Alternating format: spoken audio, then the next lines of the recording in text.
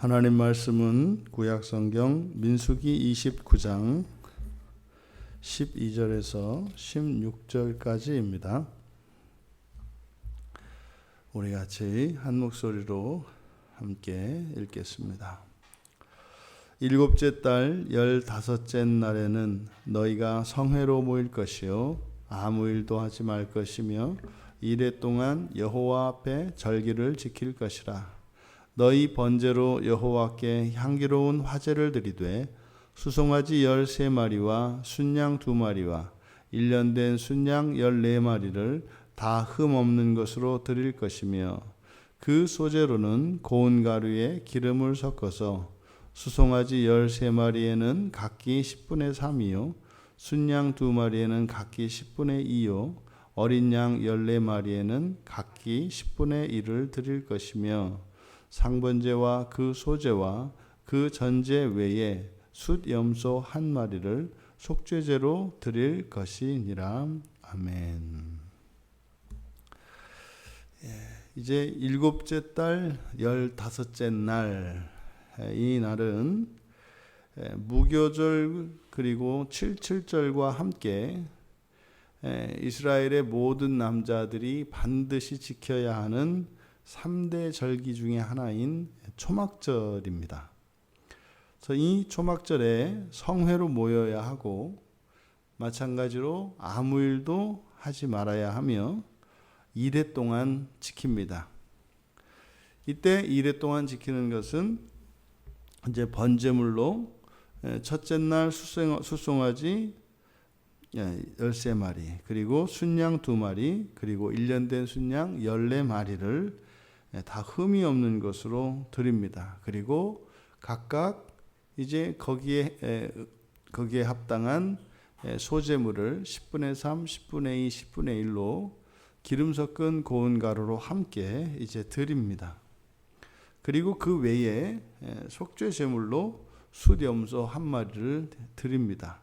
물론 이것은 상번제를 제외하고 이렇게 드리는 것이죠. 아침과 저녁으로 드리는 상번제는 1년 내내 멈추지 않습니다. 그래서 여기에 지금 기록하고 있는 것은 부가적으로 하나님께 하나님의 음식으로 드리는 헌물인 것입니다.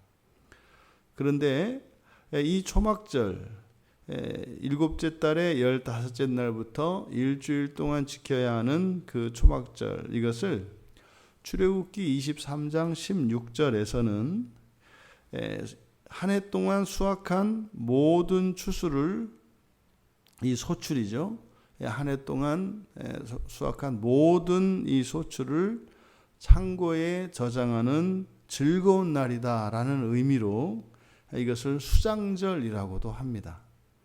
저장하는 날, 수장절. 그리고 레위기 23장 42절과 43절에 보면 이 초막절은 이들이 출애굽한 이후에 광야에서 생활하였던 것을 대대로 잊지 않고 상기시키도록 하나님께서 하시기 위한 것이라고 말씀을 합니다. 그래서 이것을 초막, 그러니까 이것을 장막절이라고도 하는데 그냥 정확한 성경의 명칭은 초막절 또는 수장절이라고 합니다. 그러니까 이 초막절을 통해서 이 초막절과 이 수장절, 이 의미를 종합하면 이제 장차 이들이 약속의 땅에 들어가서 누리게 될 모든 풍요와 그러한 영광과 자유, 이것은 광야 생활의 결과인 것을 잊지 말라는 것입니다. 이게 무슨 말입니까? 이 광야의 생활을 거쳐서 그들이 가나안 땅에 들어갔다는 사실을 잊지 말라는 거예요. 이것이 역사죠. 그들의 조상들이 광야에 40년 동안 하나님을 시험하고 거기에서 엎드려졌습니다.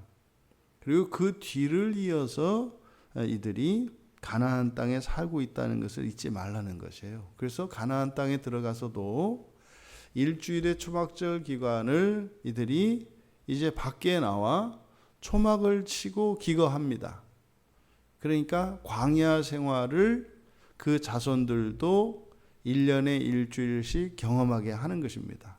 그래서 그들의 조상들이 어떻게 살았는가, 그리고 현재 그들이 누리고 있는 이 자유와 풍요, 이 안전이라고 하는 것은 바로 지난날 과거의 그 광야의 역사를 딛고 있는 것임을 잊지 말라는 것이에요. 귀하게 여기라는 거죠.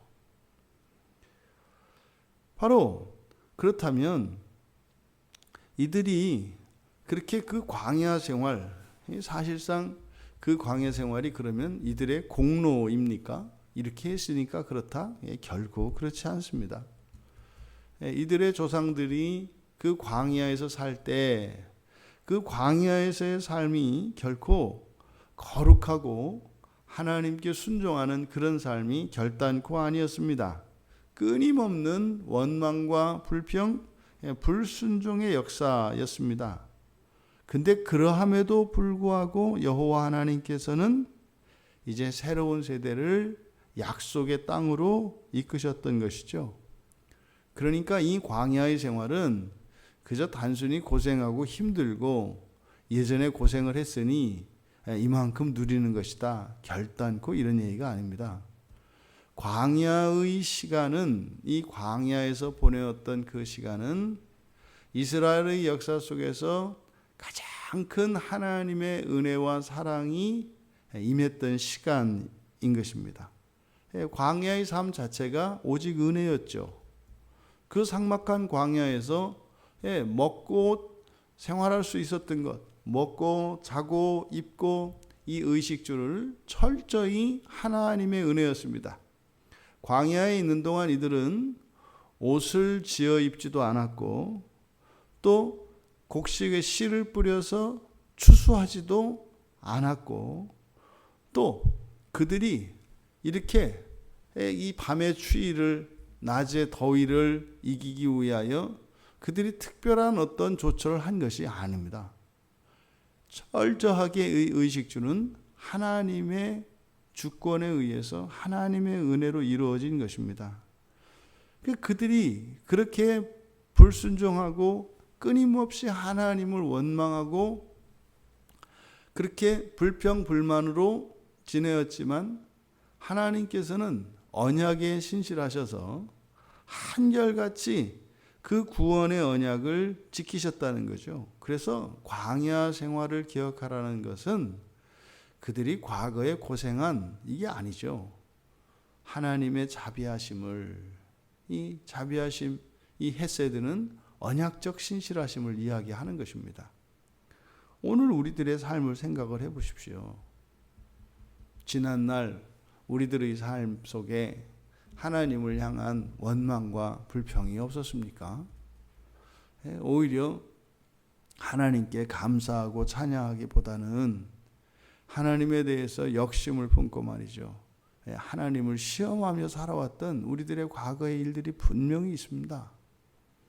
그러함에도 불구하고 오늘 이렇게 코로나19로 인해서 신앙이 위협을 받는 이 순간에도 우리가 예배를 포기할 수 없고 나를 구원하신 예수 그리스도의 은혜를 기억하면서 또 오늘 날마다 우리를 변화시켜 주시고 새롭게 하여 주시며 장차 내가 지금껏 살아보지도 못했던 삶을 내일의 소망을 통하여 이루어 가시는 하나님에 대한 그 감사와 벅찬 감동이 있지 않습니까? 그것이 무엇이었다? 지난날 광야 생활, 그러니까요, 하나님의 은혜로 이 인생을 지금까지 붙들어 주셨기 때문인 것을 잊지 말라는 것입니다. 그렇다면 교회 시대를 살고 있는 우리들, 이제 우리 교회 시대가 가나안에 들어온 그런 약속의 땅이라고요. 그러니까 이 교회가 세워지는 것, 여러분, 이것이 가나안 땅이에요. 물론 또 이 종말에 비추어 보았을 때 우리의 인생 전체가 또 광야로 비교될 수 있습니다. 하지만 이 교회의 역사를 보면 이 교회가 또 가나안의 약속의 땅의 시절인 거예요. 우리나라가 기독교가 이 세상에 들어오기 전에 불모 시대가 있었잖아요. 미신으로, 우상으로 그저 온 나라가 뒤덮였던 나라 아닙니까? 예? 모든 마을마다 장승과 솥대가 서 있고 말이죠. 모든 마을에는 이 무당들과 무녀들의 집이 이 신대가 높여 어느 마을에든지 마치 오늘날 밤하늘에 이렇게 빨간 십자가가 이렇게 밤하늘에 술을 놓는 것과 같이 옛날에는 그 마을마다 신대가 높이 솟아 있었습니다. 그랬던 게 이 대한민국이에요. 그때가 언제입니까? 그러면 그것이 이제 애굽 시대라고 할 수 있어요. 애굽. 그리고 이제 선교사님들이 이 땅에 들어오기 시작한 때, 그게 뭡니까? 애굽에 살고 있던 이스라엘 백성들에게 하나님께서 모세와 아론을 보내어 주신 거, 그게 이제 선교 시대죠. 우리나라 초대의 그 선교 시대.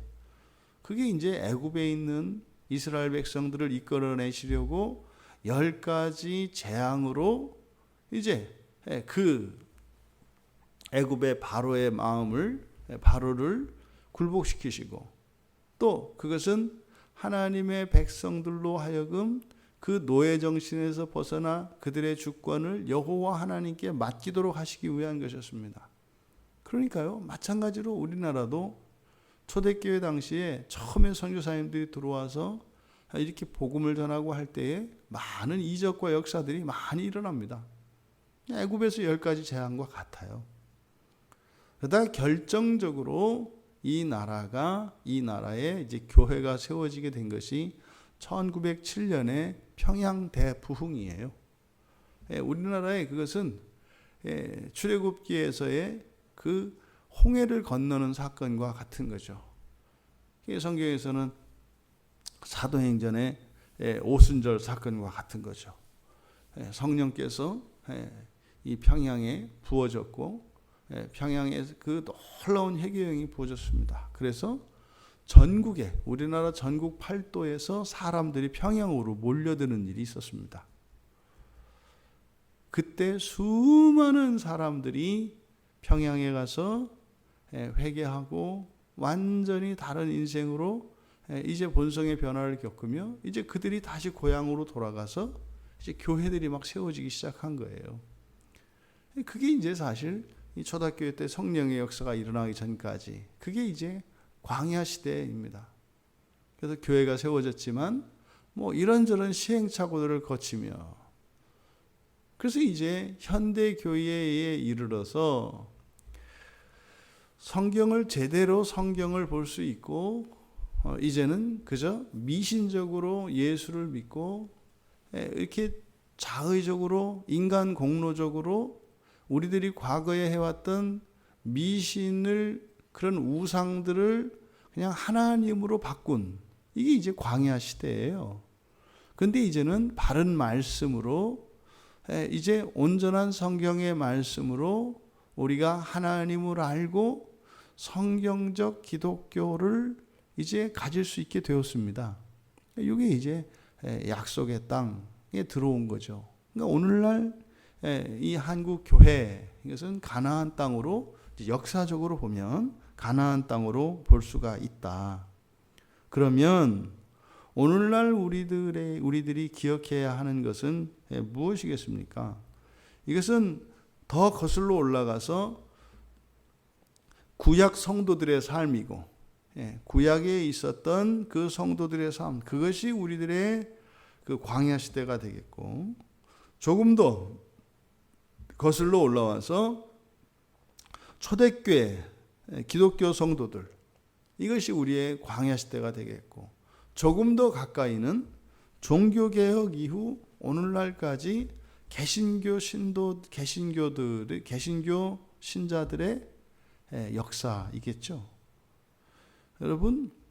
여러분들이 오늘 우리의 이 현재의 삶, 여기에서 바로 역사와 하나님의 은혜에 비치고 있다는 사실을 기억하라는 겁니다. 잊지 말라는 겁니다. 에게 요것밖에 여러분, 그것은 엄청난 과거의 유산이며 하나님의 은혜의 결과가 오늘이라는 것을 잊지 말라는 거예요. 오늘을 여러분들이 오늘 일어나는 당장 그 일, 지금의 이 현실만을 가지고 오늘의 가치를 여러분들이 평가해서는 안 된다 이 말이다. 옛날 어른들이 그런 말씀 많이 했어요. 쌀 한 톨이라 그래야 그 돈으로 치면 얼마나 되겠어요. 예? 비싸다 이렇게 해봐야 쌀만큼 싼 게 없어요. 쌀만큼 싼 게. 왜요? 그것은 아주 기본적인 모든 사람들에게 필수적인 식생활이기 때문에 그게 싸긴 싼 거죠. 그럼 여러분, 그런데 실제로 쌀 한 톨의 가격을 돈으로 환전할 수 없어요. 왜요? 그 쌀 한 톨이 밥알이 되어서 하찮게 여겨질지는 몰라도 그 쌀 한 톨이 만들어지기까지는 그 농부들의 엄청난 수고와 농부들의 엄청난 그 돌봄에 의해서 이 한 톨의 쌀이 만들어집니다.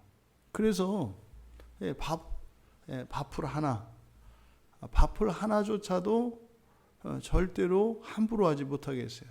밥풀 하나를 떨어뜨리거나 이렇게 하면은 어렸을 적에 야단 맞았습니다. 쌀 귀한 줄 모른다고. 그건 뭡니까? 그건 인색하게 그 밥 한 톨 그 돈 때문에 그러는 겁니까? 그게 아니죠. 그러니까 쌀 한 톨의 가치는 돈의 가치가 아니라 그 쌀이 만들어지기까지 수고한 농부의 그런 헌신과 사랑의 가치인 거죠.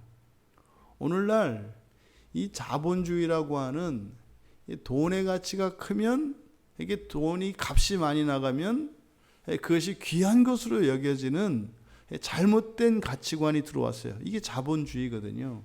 비싸면 최고다. 비싸면 좋은 거다. 여러분, 쌀 한 톨은 그러니까 비싸지 않으니까 별게 아니다 이 말이에요. 그런데 그 쌀 한 톨에 담겨 있는 역사를 봐야 한다. 역사를 봐야 한다. 왜 자녀들에게 있어서 부모님이 귀하고 정말로 내 생명보다도 더 부모님들의 생명을 우선해야 하는 것입니까? 역사가 있기 때문이에요. 역사가. 우리들이 어머니의 몸에 이제 임신이 되어서 그 10달 동안 자신의 그런 편함이나 안전은 돌보지 않고 오직 뱃속에 있는 아기를 최우선하며 살았던 어머니들의 그 임신 기간이 있어요. 그리고 어쩌면 그 아이를 낳다가 목숨을 잃어버릴 위경에 처하는 그 일을 겪고 태어나요. 그러니까요, 사람은 태어날 때부터 벌써 제 어미의 목숨을 위협하면서 태어난다고요. 뭐요? 저 살기 위해서 저를 키워준 어미를 죽이려고 하는 이러한 반역으로부터 시작이 돼요, 인간은. 그리고 나서요, 정말로 이 자연 상태에서는 도저히 살아남을 수 없는 아주 무기력하고 가장 취약한 그런 갓난아기의 시절을 지냅니다. 그 모든 시간들을 지나서 오늘 우리가 이만큼 된 거예요. 그러면요, 오늘 나의 가치는 단지 현재 나의 어떠함, 나의 재산, 신분, 능력 여기에 있는 게 아닙니다. 나를 키우기 위해서 또 거기에다가 하나님께서 나를 부르셨지 않습니까? 사람의 가치는 이렇게 평가되어야 하는 거죠.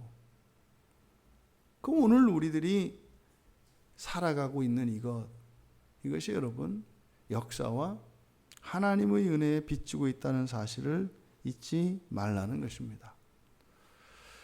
이 초막절의 의미를 통해서 우리가 주일에 적용해야 합니다. 그러니 여러분, 우리가 주일 예배를 드릴 때마다 지금 비록 각 가정에서 예배를 드립니다만 주일을 우리가 지키고 있지 않습니까? 예배를 드리고 있지 않습니까? 예배는 중단된 적이 없어요. 우리에게는 말이죠. 그러면 이제 돌아오는 주일에 또 우리가 하나님을 예배할 때 이 주일 예배의 역사성을 기억하시라는 것이에요. 오늘 우리가 주일에 이렇게 예배를 드리게 되기까지